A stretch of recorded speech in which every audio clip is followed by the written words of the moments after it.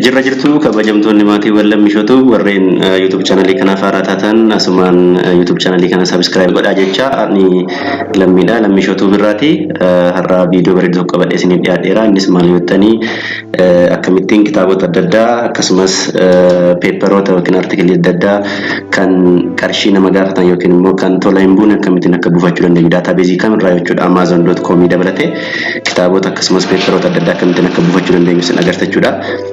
Na hordofaan affeerraa kiyya kana gochuuf browserii seenna browserii qabdan seentu kunoo ani Google Chrome seeneera sanaan booda kitaabota barbaadan fakkeenyaaf mee kitaaba ta'e Amazon seeniin amazon.com jedheetaniini kitaaba ta'e search gooneeti mee laallame kunooti Amazonitti seeneera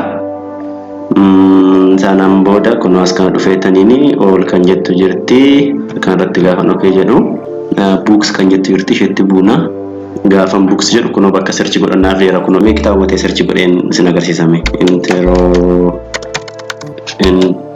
introduction to algorithm ma jennu macallisna introduction to algorithm jedha kunoo fakkeenyaaf kitaaba jalqabaa kana mee ilaallu irratti bana gaafan banu doolaara meeqa jedha doolaara 121 jedha qarshii doolaara amma kan sin gaafatachuudha garuu ani har'a akkamittiin kanfaltii tokko malee yookiin qarshii tokko malee kitaaba kana eessarraa yookiin akkamitti akka buufachuu dandeessan sin agarsiisuudha na hordofaan affeerraa kiyya kana gochuuf maalan godhaa as dhufeetaniini library genesis jennee search goona library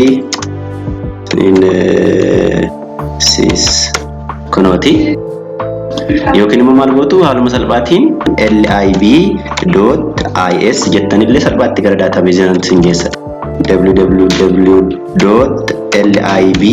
www.libgen jettani.is jettanillee gara sanatti sin geessa direct gara daatabeeziitti sin geessa yookiin immoo karaa biraa maal gochuu dandeessu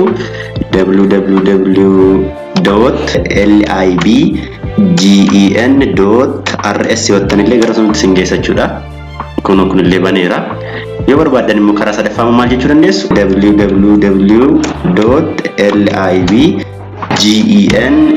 www.libgen.st illee jechuu dandeessu jechuudha kun illee gara sanatti sin geessa jechuudha kun sadan saallee akkasii kanaafu libgen.rs yookiin immoo is yookiin immoo st jettanii kun gara daatabeezii kanaatti sin geessa jechuudha sanaan booda erga dhuftanii booda kun bakka search godhamu kanatti waan barbaadan search gootu jechuudha fakkeenyaaf kitaaba amma birrii doolaara amma kan gaafate kana asirratti barreessina jechuudha kun dhufne yeroo search goonu asitti kun non fiction kan jedhu jira yoo barbaadan fiction buusuu dandeessu asoosama kanneen asoosaman taane scientific article illee sirraa buusuu dandeessu magazine illee buusuu dandeessu waan feetan asirraatiin asirratti barreessitu yoo barbaadan title yoo barbaadan language yoo barbaadan ISBN yoo barbaadan year of publication yoo barbaadan publisher search gootanii kitaaba barbaadan waan barbaadan buufachuu dandeessu jechuudha kanaaf amma nuti amma kana buusnu introduction to algorithm kan jettu kana kitaaba kana title search gochuun barbaade waan ta'eef maalan godhaa dhufeen title kan jettu kan tambu'aa jechuudha title kan jettu tambu'aa sanaan booda introduction to algorithm jedheen search godhaa kunoo jalqabu irra jira barreessaan Thomas H Malmali jedha exactly kunooti barreessaan kanadha kanaaf kitaaba kana akkam goona buufachuu waan barbaanneef maal goona click gootu kunoo ishee kan title kanarratti okay jettu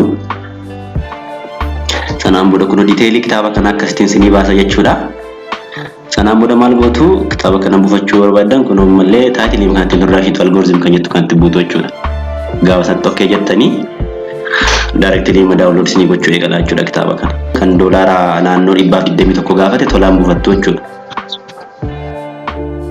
kun dhufeera ishitti kana gate kan jettu kun jirti gateetti buutu jechuudha erga kana sinii fidee gateetti buutu jechuudha xiqqoo connection kun dadhabaadha kanaaf duubatti harkifachaa jira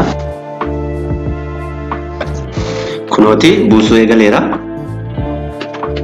saayiziin isaa meegaabaaytii 16.3 meegaabaaytii jechuudha kanaaf kitaaba kana haaluma salphaan kitaaba barbaadan online irraati kan birrii sin gaafatu toluma buufachuu dandeessu jechuudha inni biraan immoo research article karaatti buufannu sin agarsiisa jechuudha karaa biraatiin actually karaa kanaan illee buufachuun danda'ama ture peeperoota joornaalii kamirrayyuu jiran tola akkamittiin akka buufachuu dandeenyu sin agarsiisa jechuudha isheen immoo maalidha maal jedhamti SCI hub jettanii search gootu kunoo shitti kana ishee jalqaba irra jirtu kana banattu yeroo sana maal jedha please enter URL PMID yookiin immoo DOI jedha.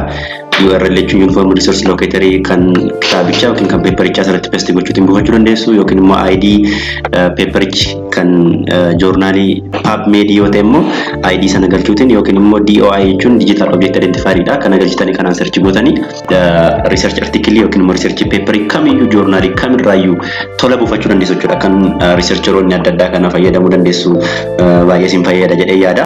Paperii ta'ee search gooneeti paperii sana immoo akkamitti akka buusan sin agarsiisa jechuudha. Isarraa search goonu mee PubMed irraa search goonu mee saayinsii daayireektii seenuu dandeessu IEEE seenuu dandeessu anammaaf PubMed seenaa PubMed seenaa daatabeezii sana seena kun daatabeezii kana seenanii paperii ta'ee search godhee sin agarsiisame. Kuno bakka search gootan kanatti dhuftanii waan barbaadan article buutuu barbaadan sana search gootu jechuudha. Fakkeenyaaf anamma impact of jedheeni impact of social media on mental health jedheen search godhame fakkeenyaaf. Research kana faana wal fakkaatan tokko buusen sin agarsiisame. Search godha. Result amma kana nu baaseera. Paperonni muraasni free dha. Kuno fakkeenyaaf kun amma free dha jedha. Shittiin kun illee free dha jedha. Free kan ta'an jiru free kan hin taane immoo jiru. Fakkeenyaaf kan tokko faarra jiru kun free miti otoo free ta'e free jedha. Kanaaf shittii kanarratti okay jenna jechuudha. Gaafa okay jennu PMID kan asirra galchine buusuu dandeenya. Yoo barbaanne immoo kuno DOI kanaan search goonee buufachuu dandeenya. Yoo barbaanne immoo kuno URL kanaan illee buufachuu dandeenya kan irra keessa jiru kanaan jechuudha. Mee jalqabanii PMID kanaan search godhan sin agarsiisa. Ishee kana copy godhadheetaniini dhufeen SCI hub irratti paste godha.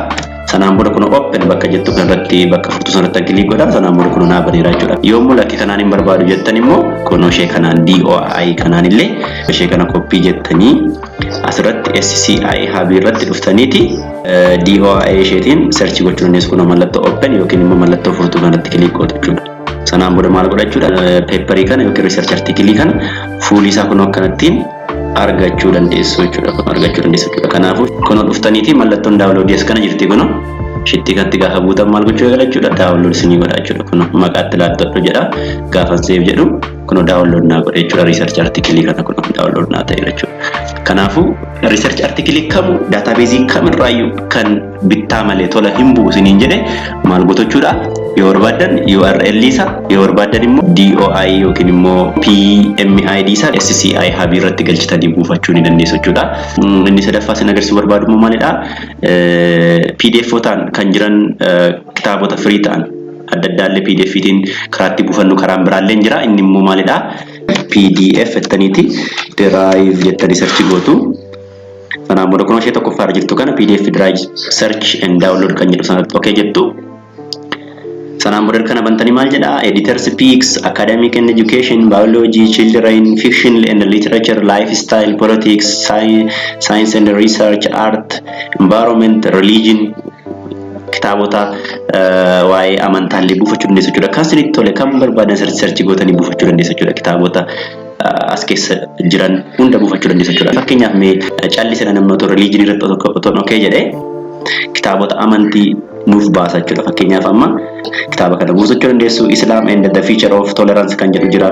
Kan amantii kamiyyuu kitaaba amantii kamiyyuu PDF tiin as keessa buufachuu dandeessu jechuudha. Wangeelaaf Quraan tole keenya jechuudha. Kuno Quraan in English jedha. Bible illee jira as keessa Bible buufachuu dandeessu. Quraan buufachuu dandeessu. Waa isinitti tole waa'ee amantii kamiyyuu as keessa argachuu dandeessu jechuudha. Kana qofa miti science and research as keessa buusuu dandeessu. Waa'ee technology as keessa buufachuu dandeessu. Waa isinitti tole buufachuu dandeessu jechuudha. Fakkeenyaaf amma kitaabitti kanaan the book of sacred wisdom kan jedhu buufachuu barbaade ammani ishee kan tan okay jedha. Sanaan booda kuno waa'ee kitaaba kana nuuf fida. Peejii 35 qaba. Kun saayizii kitaabichaati. Nama amma kantu download godha jedha. Kan itti barreeffame Ingiliffaan jedha. Download jettanii immoo download isinii godha jechuudha. Download ittiin bu'aa. Kuno download PDF kan jettu kanatti buutu. Kuno naa baneera. Kanaan booda ishee kanatti kuno dhuftanii mallattoon download as kana jirti. Isheetti buutanii kuno kitaaba kana download gochuu dandeessu jechuudha. Kanaafuu kitaaba kamiyyuu kitaaba waa'ee saayinsii kan barnoota ta'uu danda'a, fiikshinii adda addaa ta'uu danda'a, soosama adda addaa ta'uu danda'a, waa'ee amantaa ta'uu danda'a, waa'ee naannoo ta'uu danda'a, waa'ee saayinsii ta'uu danda'a, riisarchii ta'uu danda'a. Kan barbaadan asirratti search gootanii PDF drive kanatti search gootanii waan barbaadan buufachuu dandeessu jechuudha. Waan dhaggeeffataniif galatooma. Horaa bulaa deebana. Warreen YouTube channel kanaaf haarawaa taatan asumaan YouTube channel kana subscribe gootanii akka miseensa taatan jechuun barbaada. Yeroo gaarii qabaadhaa.